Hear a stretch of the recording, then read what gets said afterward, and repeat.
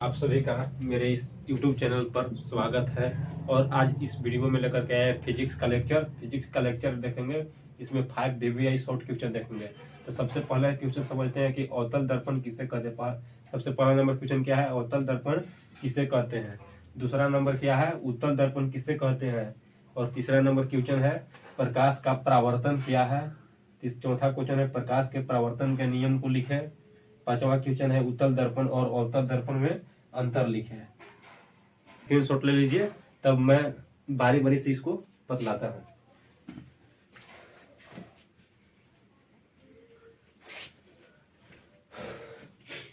अब सबसे पहले समझते हैं अवतल दर्पण किसे कहते हैं।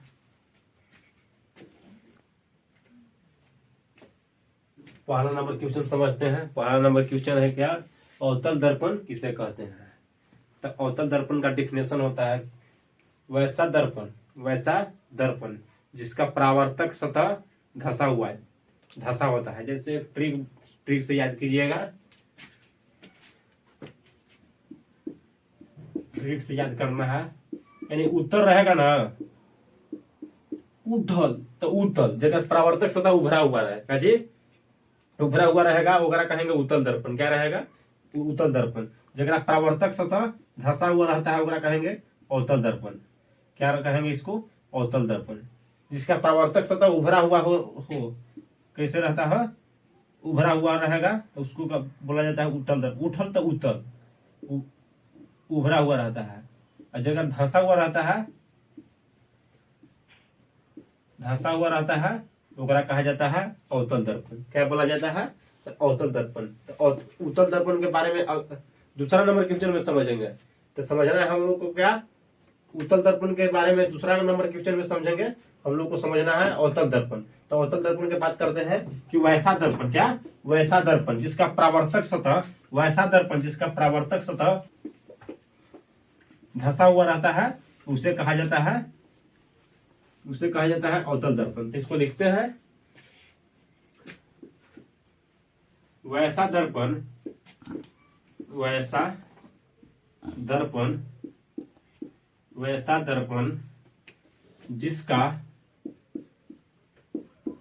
जिसका परावर्तक सतह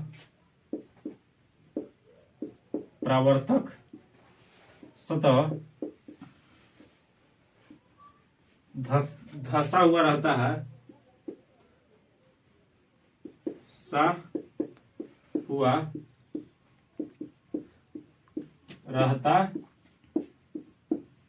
रहता है, तो इसे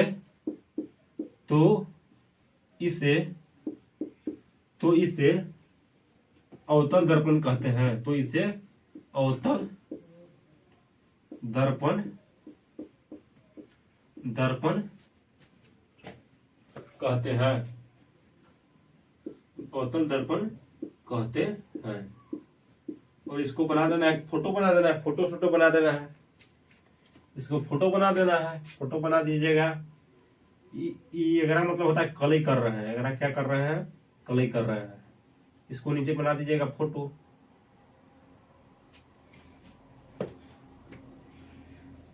अगला क्वेश्चन, दूसरा नंबर क्वेश्चन की ओर चलते हैं। अगला क्वेश्चन, दूसरा क्वेश्चन का नाम है, उत्तल दर्पण किसे कहते हैं। क्या है, उत्तल दर्पण किसे कहते हैं। तो क्या बतला है ट्रिक, उठल तो क्या उत्तल, उठल तो उत्तल, धसल तो अवतल।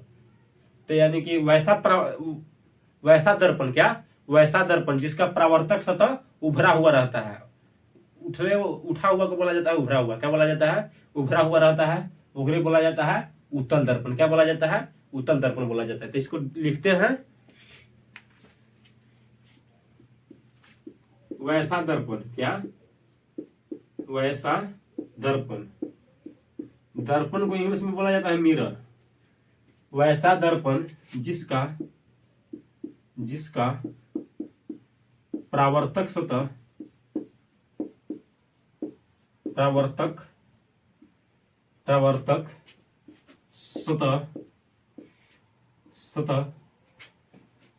उभरा हुआ रहता है, उभरा हुआ होता है, उभरा हुआ होता है, उसे इसे तो इसे तो इसे तो इसे तो इसे उत्तल उत्तल दर्पण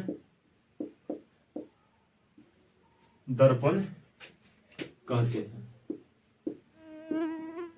दर्पण कहते हैं। इसको फोटो सोटो बना देना है, इसको बना देना है फोटो सोटो। क्लिक कर देंगे, इधर में है, हो गया। अब देखते हैं तीसरा नंबर क्वेश्चन। तीसरा नंबर क्वेश्चन क्या है? तीसरा नंबर क्वेश्चन, प्रकाश का परावर्तन के क्या है या किसे कहते हैं? यानी कि परावर्तन का मतलब होता है टकराकर वापस लौटना। क्या? टकराकर वापस लौटना। तो इसका डेफिनेशन होता है कि जब प्रकाश की किरणें, क्या, जब प्रकाश की किरणें किसी सतह पर पड़ता है तो पुनः उसी माध्यम में लौट जाता है, तो उसी घटना को क्या बोला जाता है? प्रकाश का परावर्तन बोला जाता है। फिर से सुनिएगा, जब प्रकाश की किरण किसी सतह पर पड़ता है तो पुनः उसी माध्यम में लौट जाता है, तो इस घटना को प्रकाश का परावर्तन कहते हैं। तो इस घटना को प्रकाश का परावर्तन कहते हैं। लिखिएगा, जब प्रकाश की किरण जब प्रकाश की किरण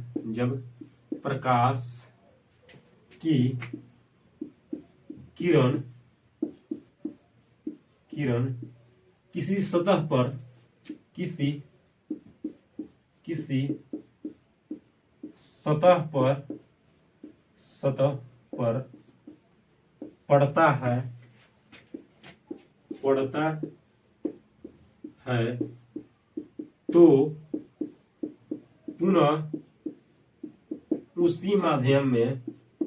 पुनः उसी माध्यम में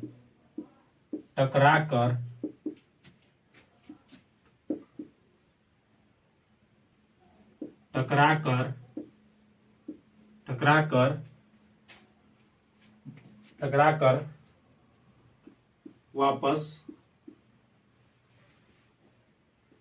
वापस लौट जाता है, लौट आता है जी, लौट आता है। तो इस घटना को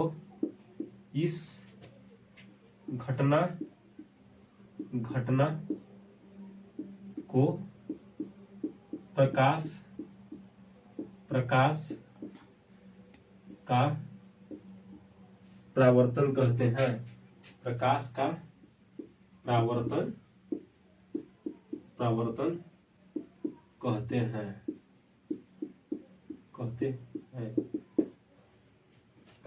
प्रकाश का परावर्तन कहते हैं।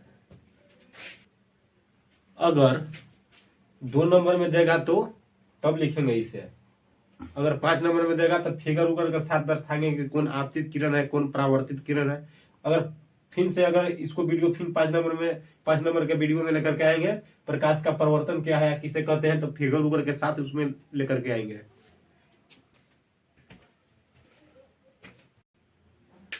अब चला जाए चौथा नंबर क्वेश्चन की ओर। चौथा नंबर क्वेश्चन क्या है? प्रकाश के परावर्तन के नियम को लिखे। प्रकाश के परावर्तन के नियम को लिखे। तो प्रकाश के परावर्तन के 2 नियम होते हैं। कितना नियम होते हैं? 2 नियम होते हैं।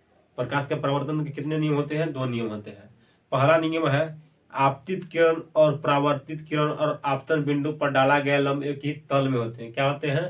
तीनों जो होते हैं एक ही तल में है। फिर से सुनिएगा, आपतन कोण, परावर्तन कोण और आपतित किरण पर डाला गया यह विलंब तीनों एक ही तल में होते हैं। तीनों एक ही तल में होते हैं। दूसरा होता है, आपतन कोण का मान परावर्तन कोण के बराबर होता है। यानी आपतन कोण को सूचित किया जाता है कोण आई द्वारा, कैसे सूचित किया जाता है? आई द्वारा। आपतन कोण को कोण आई द्वारा और परावर्तन कोण को बोला जाता है कोण आर द्वारा सूचित किया जाता है। अगर आपतन कोण का मान 45 डिग्री है तो परावर्तन कोण का भी मान कितना हो जाएगा? 45 डिग्री। यानी कि कहता है कोण आई बराबर कोण आर, या बोलता है कोण आई बराबर कोण आर। तो आप लोग समझ गए होंगे।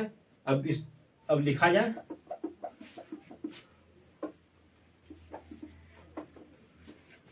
आंसर में लिखेंगे प्रकाश के प्रवर्तन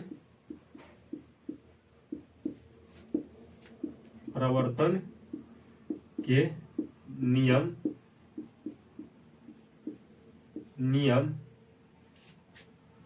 नियम दो है।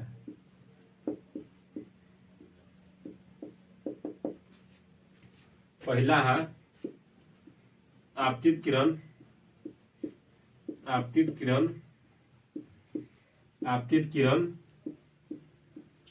परावर्तित किरण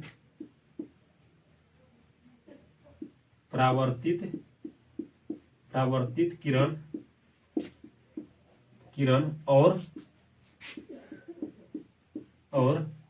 आपतन बिंदु पर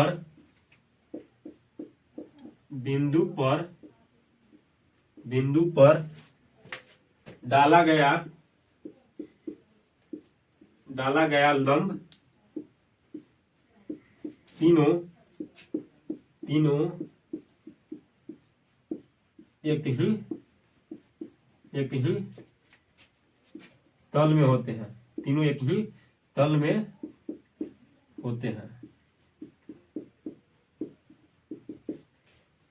दूसरा होता है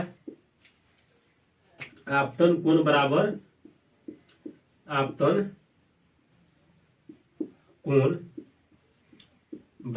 परावर्तन कोण। अर्थात क्या? अर्थात बगल में लिख देना है अर्थात कोण आई बराबर कोण आर।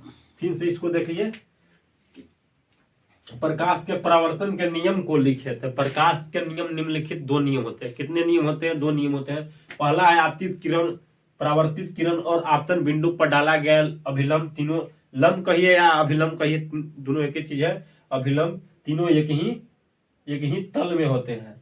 तीनों क्या होते हैं? एक ही तल में होते हैं। दूसरा क्वेश्चन है आपतन कोण बराबर परावर्तन कोण होता है, यानी कि जितना आपतन कोण का मान रहेगा उतना ही आपतन कोण बराबर परावर्तन कोण, अर्थात कोण आई बराबर कोण आर।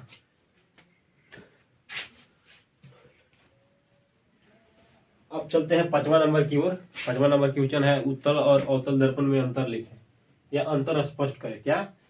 उत्तल और अवतल दर्पण में अंतर लिखे या इसे अंतर स्पष्ट करें।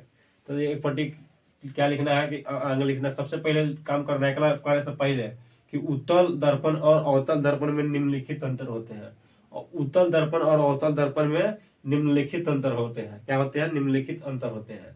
तो एक पट्टी लिख देना है उत्तल दर्पण, एक पट्टी लिख देना है अवतल दर्पण। अगर 5 नंबर में दे देगा तो 5 को लिख देना है। 2 नंबर में देगा तो 3 को लिखेंगे, या हार्डली 2 को लिखेंगे। हार्डली ज्यादा मन करेगा तो 3 को लिख देंगे। तो सबसे पहले समझना है उत्तल दर्पण में पहला है कि इसका परावर्तक सतह। तो इसका परावर्तक सतह इस डिफिनेशन में बतला दिए हैं। इसका परावर्तक सतह क्या होता है? उभरा हुआ रहता है, यानी कि उठल तो उत्तल, धसल तो अवतल। यानी जिसका परावर्तक सतह उभरा हुआ होता है उसे उत्तल दर्पण कहा जाता है। और इसका परावर्तक सतह क्या होता है? धंसा हुआ रहता है। पहला पॉइंट क्या है? इसका उत्तल दर्पण में इसका परावर्तक सतह उभरा हुआ रहता है। अवतल दर्पण में पहला पॉइंट है इसका परावर्तक सतह धंसा हुआ रहता है। तो इसका परावर्तक सतह क्या रहता है? धंसा हुआ रहता है। अब दूसरा पॉइंट समझते हैं। इसका फोकस दूरी धनात्मक होती है। तो इसका फोकस दूरी जो होती है ये छोटी एफ होता है, प्लस होता है। इसका प्लस का जो होता है पॉजिटिव होता है। इसका फोकस दूरी होता है धनात्मक होता है। और अवतल का फोकस दूरी ऋणात्मक होता है। क्या होता है? ऋणात्मक होता है। ऑब्जेक्टिव क्वेश्चन में पूछता है, क्या पूछता है? कौन सा दर्पण का फोकस दूरी ऋणात्मक होता है? तो ऑप्शन में अवतल दर्पण रहेगा तो अवतल दर्पण मारेंगे। अगर धनात्मक कहेगा तो उत्तल दर्पण मारेंगे। क्या मारेंगे? धनात्मक तो उत्तल, ऋणात्मक तो अवतल। तीसरा पॉइंट क्या है?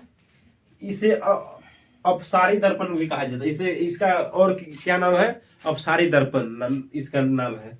उत्तल दर्पण को। इसे अपसारी दर्पण भी कहा जाता है। और अवतल दर्पण को इसे अभिसारी दर्पण भी कहा जाता है। इसे क्या कहा जाता है? अभिसारी दर्पण भी कहा जाता है। ऑप्शन नंबर क्वेश्चन देगा ऑब्जेक्टिव में, अपसारी दर्पण किसे कहा जाता है? अवतल को कहा जाता है कि उत्तल को कहा जाता है?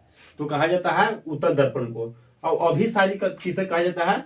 तो अभिसारी दर्पण अवतल दर्पण को कहा जाता है, अवतल दर्पण को कहा जाता है। देखिए दोस्त, ढेर के मन में विचार चल रहा होगा कि मास्टरवा बुझी लिख के पढ़ाओ, यानी कि ना बुझा उझा न है। तो ये ना समझना है, यह आप लोग को समय बचाने के चलते हमको लिखने पड़ता है। और कमेंट में कर दीजिएगा, जैसे कमेंट लिख दीजिएगा, जैसे आप लोग कमेंट में कहिएगा वैसे हम पढ़ाएंगे।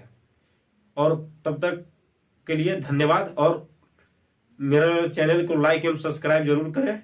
तब तक के लिए धन्यवाद।